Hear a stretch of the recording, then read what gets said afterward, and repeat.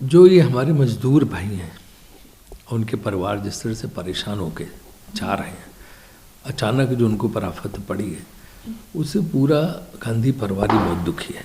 प्रियंका जी ने आपको पता है कि किस तरह से उत्तर प्रदेश में बसें चलाने की कोशिश की, उनके लिए 67 लाख लोगों के लिए खाने पीने का इंतजाम कराया, उनके आने जाने की व्यवस्था की। सोनिया गांधी ने सबको घोषणा की कि भाई जो भी रेल किराया होगा कांग्रेस अपनी तरफ से देगी, और उसी तरह राहुल जी भी पूरी तरह से उनके लिए सक्रिय हुए और उनकी दुख और व्यथा को जानने के लिए वो उनसे मिलने भी गए, ताकि उन्हें पता तो चले कि इनकी सचमुच प्रॉब्लम कौन सी है।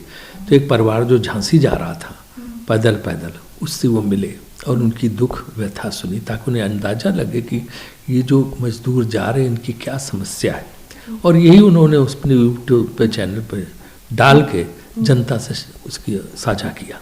सर, उन्होंने जो माइग्रेंट लेबर से उन्होंने ये भी कहा है कि वो बहुत सफ़र कर रहे हैं और 1 रुपया भी ट्रांसफ़र नहीं हुआ है उनके अकाउंट में जो लोगों से बात। ये एक चौंकाने वाली बात जो इसमें प्रकट हुई है कि ये था कि सबके अकाउंट में जनधन में पहुंच गया है, लेकिन अगर वो कहते हैं कि कोई पैसा नहीं गया तो सीधे उनके मुंह से बात है कि जो जिनके पास जाना था अगर उनको नहीं गया तो ये एक बड़ी चीज़ है। मुझे लगता है इस तरफ सरकार का ध्यान देना चाहिए। हम कोई आलोचना के लिए नहीं कह रहे हैं, क्योंकि इस समय एक ऐसा मौका है कि आरोप प्रत्यारोप आलोचना में नहीं पड़ना चाहिए, किसी पे कोई उंगली नहीं उठा रहे, लेकिन अगर कोई बात आती है, कोई शिकायत आती है तो ध्यान देना चाहिए कि कोई नहीं पहुंचा है। सर, वहीं पे अगर हम 3 बजे ऑपोजिशन की मीटिंग हुई थी और बहुत सारी पार्टियां थी जिन पे बात हुई 20 लाख करोड़ रुपए जो इकोनॉमी पैकेज दिया गया था, उस पर भी बात हुई।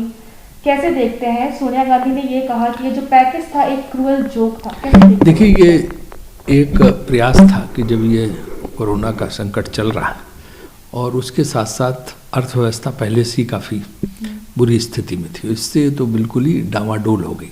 कल जो रिजर्व बैंक के गवर्नर उन्होंने भी कहा कि नेगेटिव ग्रोथ होगी, नकारात्मक, मतलब कि 0 से नीचे जीडीपी चली जाएगी, ऐसी उनकी भी संभावना है। तो इस सारी चिंताओं को लेके पूरा देश चिंतित है और ऐसे मौके पे सबको एकजुट होकर देश की समस्या हल करनी चाहिए।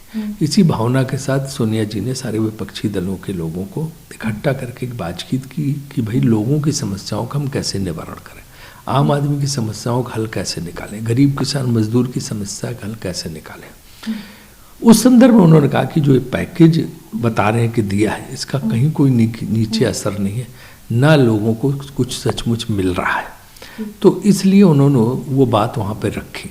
इसके अलावा और भी जो समस्याएं थीं इसको लेके कि अर्थव्यवस्था को कैसा सुधारा जा सके, क्या होना चाहिए, वो सारे सुझाव देने के लिए, सारा सहयोग देने के लिए विपक्ष सरकार को तैयार है।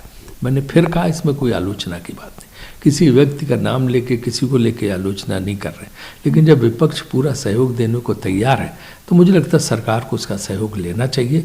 और जो घोर आपत्ति आर्थिक संकट आया, इसका निवारण करना चाहिए।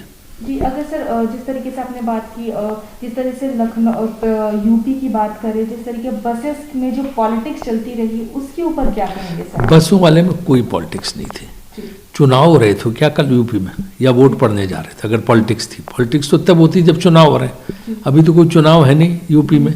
सिर्फ बहुत साधारण था कि प्रियंका जी के मन में एक डर था कि इन मजदूरों की मदद किया जो पैदल जा रहे हैं, तो हम ही क्यों ना, अगर नहीं उनको बस मिल रही बेचारों की तो हम ही बस दे दें। उसमें ना कोई श्रेय लेने की बात थी। उन्होंने तो ये तक कहा कि अपना झंडा बैनर सब लगा लो, लेकिन इनको पहुंचाओ।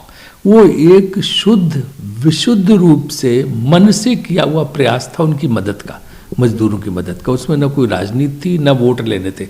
वोट और उसकी राजनीति होती तो क्या वोट पड़ने जा रहे हैं, कहीं चुनाव है क्या? कोई चुनाव नहीं है तो क्यों कोई करेगा।